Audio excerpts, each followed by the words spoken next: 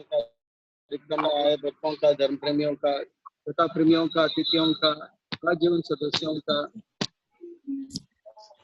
हार्दिक स्वागत करते हैं।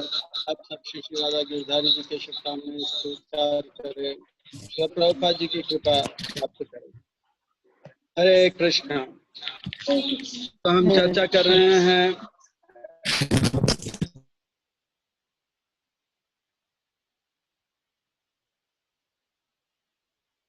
सारस्वती देवे गौरवाणी प्रचारिणी निर्विशेष शून्यवादी पाश्चात्य देश तारिणी।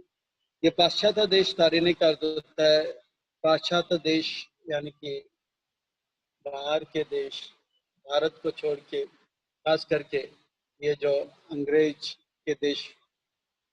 तो यहाँ पर इतिहास में प्रयास तो बहुत लोगों ने किया, पर सफलता प्रभुपाद जी को प्राप्त हुआ। स्वामी विवेकानंद का जो ऐतिहासिक भाषण है वो भी सबको याद है, पर उससे लोगों का मन को आकर्षित किया, पर जीवन में परिवर्तन शायद किसी का नहीं आया। बहुत सारे मायावादी गुरु, योगा टीचर्स, हठ योगी जो हैं अमेरिका में प्रचार करने गए हैं।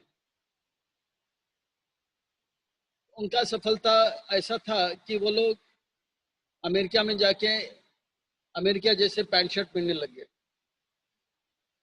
वहां के लोगों को बदलने के बदले वो खुद बदल जाते थे। तो प्रभुपाद जी ऐसे थे कि वो भारत से गए हरे कृष्ण महामंत्र लेकर, धोती कुर्ता लेकर, भगवद गीता भागवतम लेकर, और वहां जाके वहां के लोगों को हरे कृष्ण महामंत्र दिया, भागवतम दिया, भगवद गीता दिया, और उनको धोती कुर्ता दिया और उनका पैंट शर्ट उतार दिया। ये प्रभुपाद जी ने किया, पाश्चात्य देश तारे ने। तो कल हम लोग ने चर्चा किया किस प्रकार से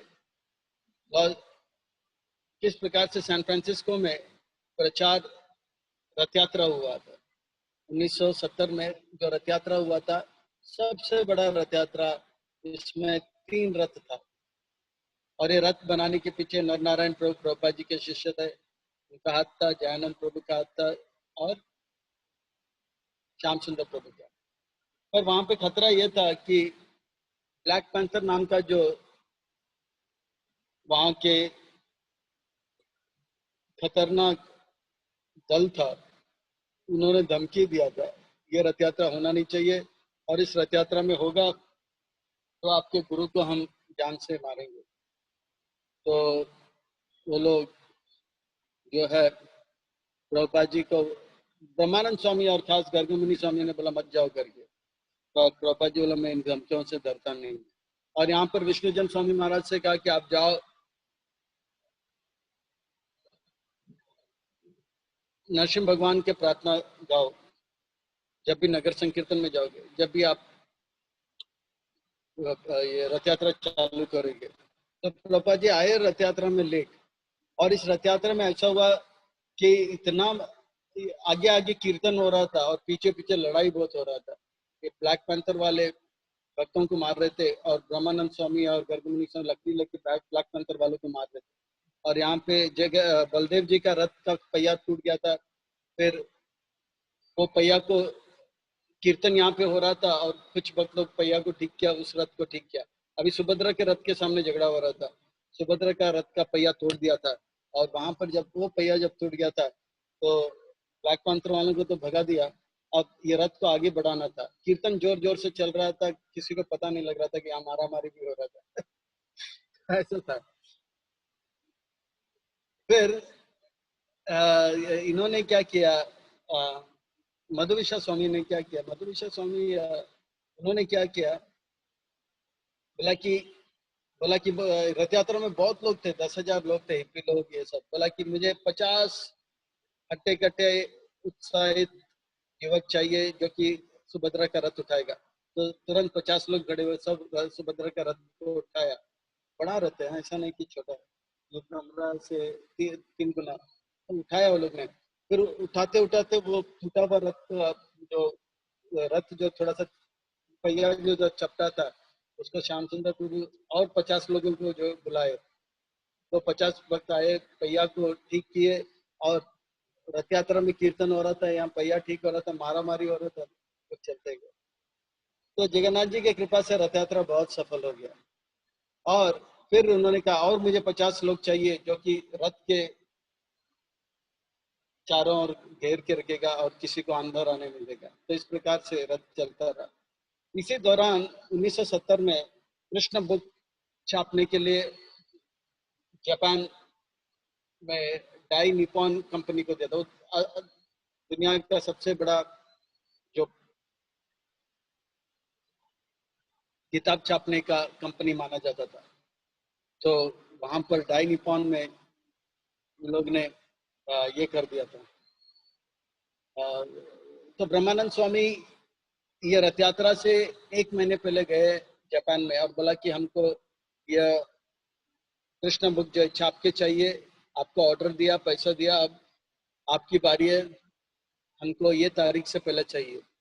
तो तारीख देखा तो बोला नामुमकिन। हम लोग ने बोला नामुमकिन हम सुनना नहीं चाहते हैं, आप हमें करके दे दो, हमने आपको पैसा दिया है, अगर आप समय से यह किताब नहीं छाप के दोगे, हमारा आपका जो संबंध है बिजनेस के मामले में टूट जाएगा, और भारी नुकसान आपको इसलिए होगा क्यों, आगे का प्रिंटिंग हम आपसे नहीं करेंगे। तो निकॉन वाले बोले कि नहीं। तो कम से कम 2 हफ्ते तक ब्रह्मानंद स्वामी वहीं पे थे। तो ब्रह्मानंद स्वामी वहीं पे थे, बार बार रोज पूछते थे, वो लोग बोला नहीं होगा नहीं होगा नहीं होगा। फिर लास्ट में ब्रह्मानंद स्वामी ने अपना रिटर्न टिकट कर लिया। रथ यात्रा के 2 दिन पहले ब्रह्मानंद स्वामी वापस आने ही वाले थे। तो अपने फ्लाइट में वो जैसे ही बैठे, तो एक बहुत बड़ा काला सा गाड़ी आ गया एयरपोर्ट के अंदर। ब्रह्मानंद स्वामी अभी हवाई जहाज के जो सीढ़ी है उसके ऊपर चढ़ रहे हैं, और यहाँ पर ये दाइप निपॉन कंपनी जो जापान का ही नहीं पूरे विश्व का सबसे बड़ा छापने वाला जो है कंपनी माना जाता है। तो एकदम से वो गाड़ी आया, और वहां से सूट बूट से पहनकर जापान के सबसे बड़े, दुनिया के सबसे बड़े ग्रंथ छापने वाले जो पब्लिशिंग कंपनी के एग्जीक्यूटिव मैनेजर्स वो शूट बूट में निकले, और एक बक्सा लेकर आए जिसमें 20 कृष्णा बुक था, और तुरंत वो लोग भाग भाग के गए। और ब्रह्मानंद स्वामी अभी सीढ़ी चढ़ रहे थे, ऊपर से देखा ये लोग आ रहे हैं, सीढ़ी वापस नीचे उतर के आए, वहां पे एरोस्टेस चिल्ला रही है आप समय से आइए नहीं तो एरोप्लेन का दरवाजा बंद हो जाएगा। तो ब्रह्मानंद स्वामी जो है उनसे ग्रंथ लिए, उनको धन्यवाद अदा किए, ऊपर चढ़ के गए, और वो सीट में बैठकर जब फाड़ के देखा तो इतना सुंदर उन्होंने सिल्वर कलर का मोटे से कृष्ण बुक बनाया था, बहुत प्रसन्न हो गए। 20 बुक था उसमें। तब उनके बाजू में हवाई जहाज जैसे ही चल रहा था, ब्रह्मानंद स्वामी उसको देख के मुस्कुरा रहे थे। तो देखा कवर इतना सुंदर, पीछे भी इतना सुंदर, बाजू में अमेरिका के एक बहुत बड़ा कंपनी के एग्जीक्यूटिव ऑफिसर बैठे थे। वो देख रहा था, बोला ये क्या है, बोला कि हमारे आध्यात्मिक गुरु प्रभुपाद जी का यह लिखा हुआ ग्रंथ हम छाप के लेके जा रहे हैं उनके पास। तो बोला बहुत सुंदर है, क्या मैं एक ले सकता हूँ? तो उसके लिए $10 दिया। $10 यानी कि 700 रुपया कम से कम। तो कृष्ण बुक काफी था उसके लिए। तो प्रभुपाद जी को फिर वापस जैसे अमेरिका पहुंचे, सैन फ्रांसिस्को रथ यात्रा में, प्रभुपाद जी को रथ यात्रा जब चालू हो गया तब तो ब्रह्मानंद स्वामी ने ये 19 बुक प्रभुपाद जी को दिए। तो प्रभुपाद जी बोला कितने बुक छापे थे? बोला 20। तो है कितना? 19। क्यों? बोला कि हवाई जहाज में जैसे ही हम बैठे तो ये एक कॉपी सेल हो गया। प्रभुपाद जी ना ये बहुत ही शुभ है कि ये जो है जैसे ही ग्रंथ छाप के आया वितरण हो गया। और बोला ये 19 के 19 बुक जो है सब छाप दो, सब अभी का अभी भेज दो। तो जितने भी कृष्ण बुक छाप के निकला था वो सबको भेज दिया। प्रभुपाद जी के हाथ में एक था, वो भी प्रभुपाद जी ने बोला इसको भी भेज दो। तो ये कृष्ण बुक छाप के निकला था। यहाँ पे मारा मारी हो रहा था, कीर्तन हो रहा था, प्रभुपाद जी खूब नाचे। और ये रथ यात्रा 10 मील तक, कम से कम 8 8 मील तक चला था। और एक बहुत बड़ा हॉल आया था, वहां पे कीर्तन कीर्तन कीर्तन खूब कीर्तन हुआ। कीर्तन के बाद सबके लिए प्रसाद। और वहां पे प्रभुपाद जी ने सुंदर प्रवचन दिया था। छोटा सा प्रवचन, बड़ा सुंदर प्रवचन दिया। प्रभुपाद जी ने कहा, मैं इस देश में आया हूँ आप सब हिप्पियों को हैप्पी बनाने के लिए। दो उदार डाल प्रभुपाद जी को इस प्रवचन, इतना सुंदर प्रवचन दिया था प्रभुपाद जी ने। फिर प्रभुपाद जी ने कहा कि ये जीवन मिला है परम सुख प्राप्त करने के लिए, और ये सुख प्राप्त करने का जो मार्ग है कृष्ण भक्ति है। जुड़िए, जीवन को सफल कीजिए। एक रिपोर्टर बार बार प्रभुपाद जी से पूछ रहे थे, क्या आपने भगवान को देखा, क्या आपने भगवान को देखा। प्रभुपाद जी बताए, देखिए कलयुग में हरिनाम जो है भगवान से अभिन्न है। नाम चिंतामणि कृष्ण चैतन्य रस विग्रह, कलिकालेर नाम रूप कृष्ण अवतार, ये सब बताए। बोला फिर बोला, नहीं आपने भगवान को देखा। बोला, प्रसाद भी भगवान से अभिन्न है। फिर बोला, नहीं क्या आपने भगवान को देखा। फिर पापा जी बोला, हाँ मैंने देखा। मैं जब 5 साल का था तब भगवान को। फिर बाद में पापा जी ने बोला, मेरे जीवन में ऐसा कोई समय नहीं आया कि मैंने भगवान को कभी देखा नहीं होगा। सच, प्रभुपाद जी जो है भगवान के दो प्रकार के जीव है, एक बद्ध जीव और मुक्त जीव। प्रभुपाद जी जो है नित्य मुक्त जीव हैं, बद्ध जीव और मुक्त जीव, नित्य मुक्त जीव हैं, जो कि उनका एक लक्षण होता है, जो भगवान को कभी भूलते नहीं है। ऐसे जीवात्मा को नित्य मुक्त जीव कहते हैं। और जो भगवान को भूल जाते हैं वो बद्ध जीव है, माया के द्वारा प्रभावित हो जाता है, हावी हो जाते हैं। तो इससे पता लगता है कि हम, आप लोग के बारे में तो नहीं, पर हम अपने बारे में कह सकते हैं, हम नित्य बद्ध में आते हैं। पर प्रभुपाद जी की कृपा से हम साधना के मार्ग में, कृपा के द्वारा थोड़ा थोड़ा मुक्त अवस्था को प्राप्त करने का प्रयास कर रहे हैं। ये कृपा से ही होगा, और वैष्णव के आशीर्वाद और कृपा से ही होगा। प्रयास हमारा जारी रहेगा। तो यह जो है प्रभुपाद जी ने कहा। फिर उसके बाद हम चलते हैं लॉस एंजलिस में। फिर प्रभुपाद जी थोड़े दिन सैन फ्रांसिस्को में रहे, फिर वापस आए लॉस एंजलिस में। अब लॉस एंजलिस में जब आए 1970 में, अब हमें जानना चाहिए कि ये आंदोलन को चालू होकर लगभग 4 साल हो गया। 1965 में प्रभु जी आए थे। 67 पर प्रभुपाद जी ने इस्कॉन स्थापन किया, भक्त लोग जुड़ गए थे। फिर 67, 68, 69, 4 साल ऐसे हो गए। और ये आंदोलन प्राय जहाँ पे भी प्रभुपाद जी जाते थे, भक्त लोग इकट्ठा होते थे, एक परिवार जैसे होता था। प्रभुपाद जी जब लॉस एंजलिस में जाते थे 1970 में, तो सुबह प्रभुपाद जी भ्रमण करने जाते थे, और वापस जब आते थे 7 बजे, तो सारे भक्त प्रभुपाद जी के स्वागत में एक लाइन से खड़े होते थे। एक लाइन से, एक लाइन इधर और एक लाइन इधर, मतलब 2 लाइन बना के खड़े होते थे।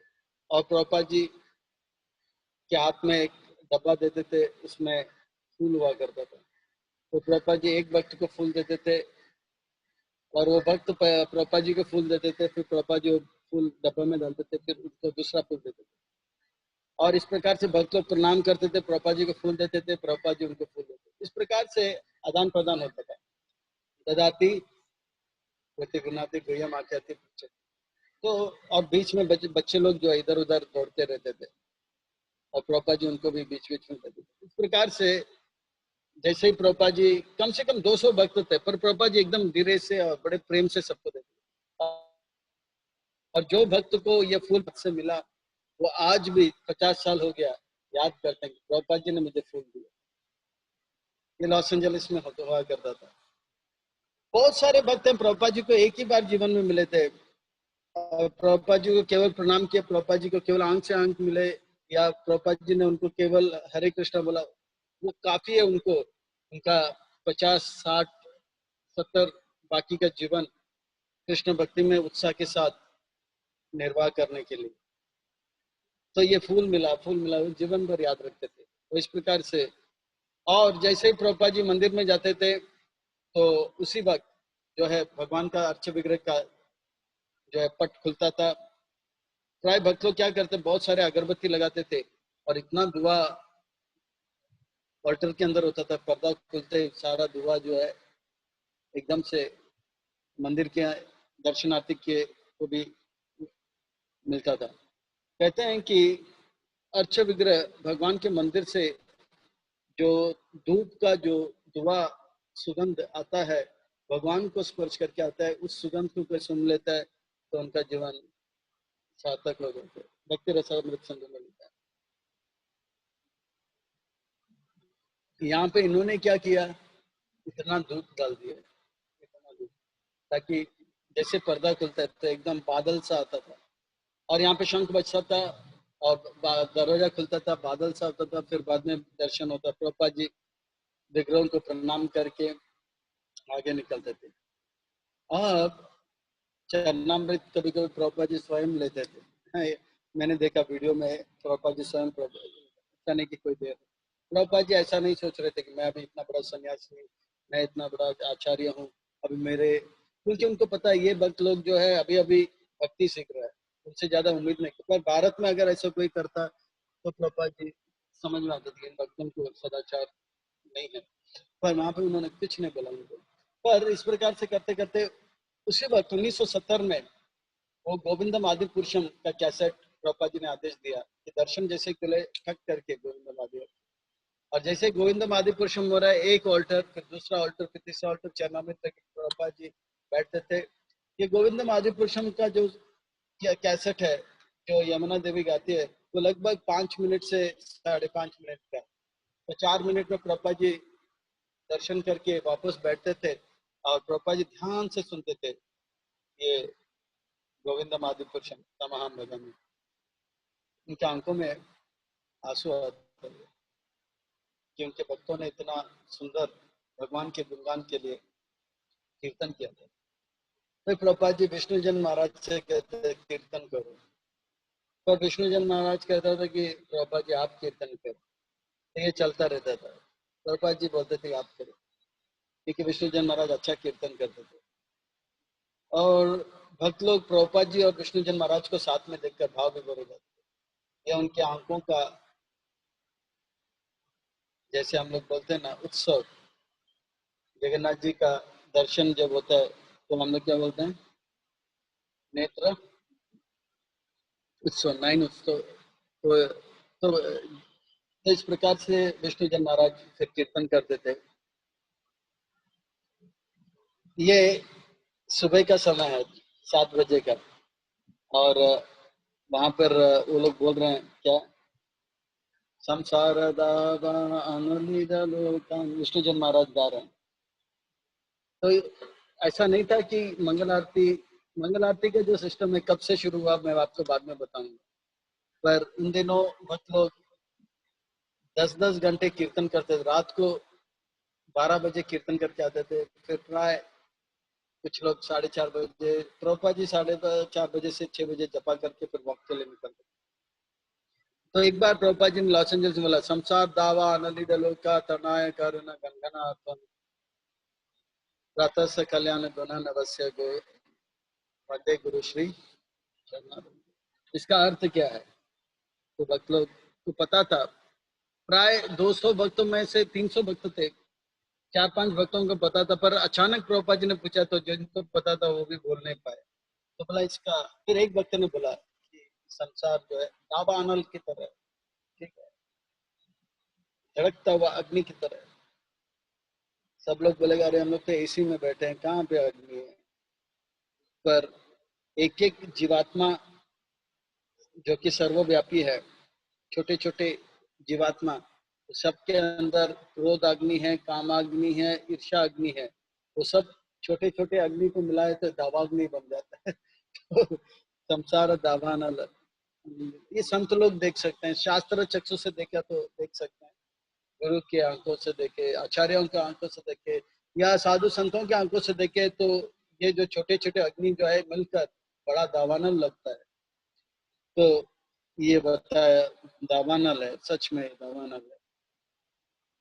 तो ये था लॉस एंजलिस। अभी अभी तक का जो प्रभुपाद जी का जो समय चल रहा है प्रचार का, इस्कॉन का, इसमें एकदम पारिवारिक जैसे जैसे एक सुंदर व्यवहार होता था। प्रभुपाद जी जो बोलते थे सब लोग करते थे।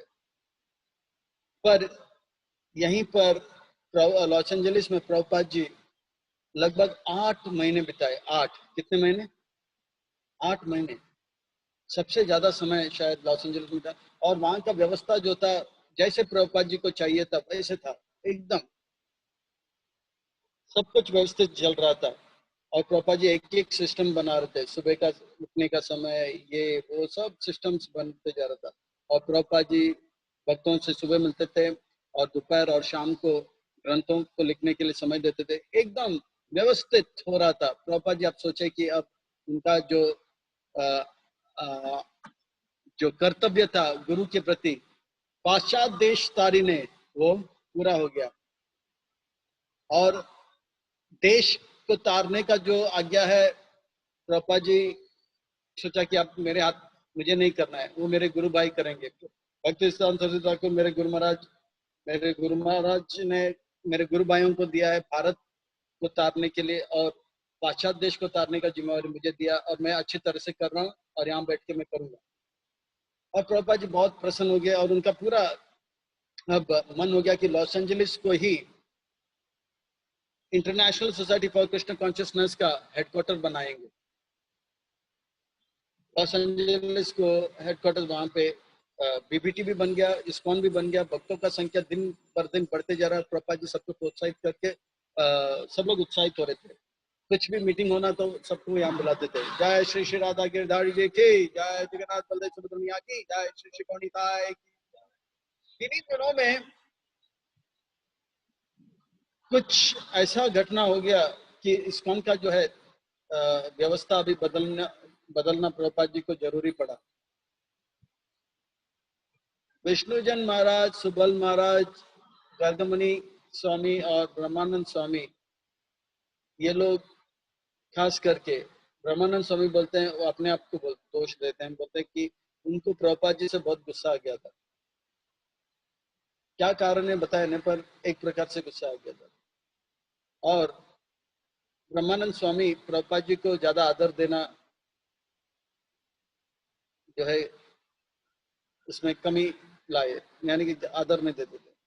फिर जानबूझ के प्रभुपाद जी का नियम आज्ञा है कि उनका नाम के सामने कृष्ण कृपा श्री मूर्ति अभय चरणा रविंद्र भक्तिवेदांत स्वामी श्री प्रभुपाद जी लिखना, अर्थात इंग्लिश में हिज डिवाइन ग्रेस। तो प्रभुपाद ब्रह्मानंद स्वामी क्या करते थे, वो खाली हिज डिवाइन ग्रेस लिखते नहीं थे, कृष्ण कृपा मूर्ति नहीं लिखते, खाली लिखते थे एसी भक्तिवेदांत स्वामी। फिर एक जगह पे जानबूझकर एसी भक्तिवेदांत स्वामी भी नहीं, केवल एक सी भक्तिवेदांत लिख दी। वो जानबूझ के कर रहे थे प्रभुपाद जी को ये करने के लिए। और प्रभुपाद जी बोले थे जो भी लेटर होगा, ग्रंथ होगा, उसमें ऐसा लिखना चाहिए आपको, लेटर हेड के टॉप में इस्कॉन आचार्य, ये पूरा। पर ये जानबूझ के कर रहे थे। ब्रह्मानंद स्वामी खुद बोलते हैं उनको गुस्सा था प्रभुपाद जी से, ये किसी कारण से, या ईर्ष्या था कि ये इतने आगे क्यों निकले। प्रभुपाद जी के नाम को नीचे लाना चाहते थे।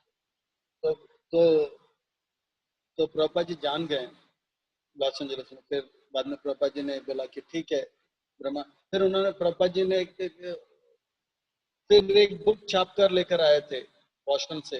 बोला कि ये बुक का उद्घाटन आपके हाथ से होना है। सबके सामने मंदिर में उद्घाटन कर रहे थे, कवर खोल दिया। अब किताब खोलने गया तो किताब के सारे पन्ने जो है फट फट के फुट गिरने लगे।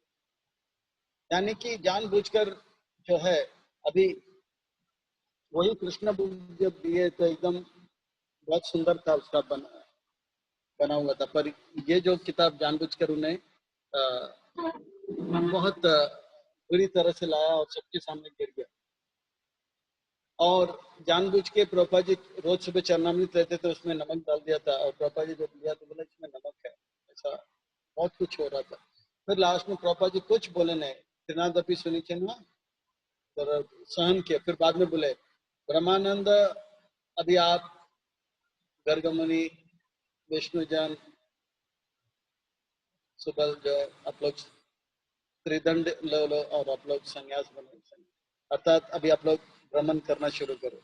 उनका जो पोस्ट था न्यूयॉर्क मंदिर का प्रेसिडेंट, वो चला गया, और बॉस्टन का जो ये पर संन्यास होता है, उसमें ज्यादा जिम्मेवारी होता है प्रचार करने का। तो वो एक तरह से ये शुद्धिकरण के लिए अच्छा है। तो ब्रह्मानंद स्वामी बोले कि ठीक है, आपने बोल दिया तो अच्छी बात है। और अभी ये घटना के कुछ दिनों के बाद प्रभुपाद जी गए थे न्यू वृंदावन। न्यू वृंदावन अभी देखो, सैन फ्रांसिस्को बन गया न्यू जगन्नाथपुरी, और लॉस एंजलिस बन गया न्यू द्वारिका देश, न्यू द्वारकापुरी। और एक जगह है वेस्ट वर्जीनिया, वो एकदम जंगल जैसा था, उसको बना दिया न्यू वृंदावन। सब न्यू न्यू न्यू कर दिया, यानी कि पूरा जो भारत का एक सब धाम जो है वहां पर प्रभुपाद जी स्थापन किए, रथ यात्रा भी प्रभुपाद जी स्थापन किए। और लॉस एंजलिस में प्रभुपाद जी पूरा अपना सोच लिया कि हेडक्वार्टर ही बनाएंगे। तब प्रभुपाद जी कहते हैं मेरा और भगवान द्वारकाधीश का संवाद हुआ, बात हुआ। द्वारकाधीश ने मुझे आदेश दिया कि बहुत हो गया आपका प्रचार पाश्चात्य देश में, अब भारत को जाके भारत देश को तार दो। बोला नहीं, मेरे गुरु महाराज ने, प्रभुपाद जी फिर तर्क कर रहे हैं भगवान से। बोला मेरे गुरु महाराज ने कहा कि मुझे पाश्चात्य देश तारने के लिए मैं कर रहा हूँ और करना है। बोला बहुत हो गया, वो होते रहेगा अभी, अभी आप भारत देश को तारो। बोला पर मैं क्यों जाऊं, वहां पे मेरे गुरु भाई लोग हैं, फिर भी आप जाओ। तो इस प्रकार से प्रभुपाद जी बोले नहीं, मेरा अभी इतना सुंदर मंदिर बन गया और भक्त लोग बढ़ रहे हैं और मैं अच्छी तरह से संभाल रहा हूँ, ग्रंथ भी लिख रहा हूँ। तो बोला फिर भी आप जाओ। तो बोला मैं क्यों ये अच्छा मंदिर छोड़कर वहां पे जाऊं। तो बोला आप जाओ तो आपको मैं और एक अच्छा मंदिर दूंगा। तो जिस प्रकार से प्रभुपाद जी भवानंद स्वामी को बताए थे एक बार कि वो जब आध्यात्मिक जगत में थे तो आध्यात्मिक जगत से भौतिक जगत आना नहीं चाहते थे। भगवान बोले थे जाओ, प्रभुपाद जी बोले नहीं जाओ, जाओ नहीं जाओ, जाओ नहीं जाओ। फिर बोले क्या करूं, वहां जाके ग्रंथ लिख दो, वापस आओ, बाकी मैं संभालूंगा। तो बोला ठीक है मैं जाऊँ। इसी प्रकार से भारत जाओ, नहीं जाऊंगा, जाओ जाओ नहीं जाऊंगा, नहीं जाऊंगा, जाओ। फिर बाद में प्रभुपाद जी बोले कि मैं जा रहा हूँ। फिर फिर प्रभुपाद जी जो है बोला कि मैं अभी भारत जाऊँ। 8 महीने के बाद लॉस एंजलिस के भक्तों को लगा कि अब प्रभुपाद जी हमारे साथ रहेंगे हमेशा के लिए। और वो लोग अपने आप को एक प्रकार से उनको भी एक प्रोत्साहन मिलता था, फिर प्रेरणा मिलता था, उत्साह बढ़ता था, और उनके एक प्रकार का था कि अब प्रभुपाद जी हमारे साथ है। पर जब प्रभुपाद जी जाएंगे बोले तो उनको धक्का लगा। इससे पहले प्रभुपाद जी गए थे कहाँ पे, न्यू वृंदावन, वहां पे जन्माष्टमी मनाना था ऐसा था। इसी दौरान ये जो ब्रह्मानंद स्वामी को क्या लगा कि मैंने प्रभुपाद जी के नाम को, नाम जो ख्याति जो है उसको कम किया, अब मुझे कुछ करना चाहिए। मैं प्रभुपाद जी का नाम को बढ़ाऊंगा, उनको नाम को और ख्याति दूंगा। तो फिर ब्रह्मानंद स्वामी, विष्णुजन स्वामी और सुबल और गर्गमणि स्वामी, ये लोग सुबल महाराज गुरु क्या किया, बोला कि आप जब अभी न्यू वृंदावन में बहुत सारे भक्त लोग जुड़ गए थे, तो एक एक भक्त जुड़ रहे थे, सबको पकड़ पकड़ के वो लोग बोला था आप लोग प्रभुपाद जी को अभी तक जाने नहीं, प्रभुपाद जी कितने महान है, प्रभुपाद जी कितने महान है। ये इसलिए कर रहे थे कि उनको लगा कि हमने प्रभुपाद जी को नीचे किया, अभी प्रभुपाद जी साक्षात भगवान है। अब आगे से आप भगवत गीता पढ़ोगे, वहां पे श्री भगवान वाचा लिखा होगा, तो वो श्री भगवान वाचा आपको नहीं पढ़ना चाहिए। आप प्रभुपाद जी के शिष्य हो, इसलिए आपको पढ़ना है श्रील प्रभुपाद जी वाचा। तो इस प्रकार से सारे भक्त लोग हैरान हो गए। प्रभुपाद जी बोल रहे थे कि गुरु भगवान नहीं बन सकते, पर यहाँ पे ये लोग बोल रहे प्रभुपाद जी भगवान है।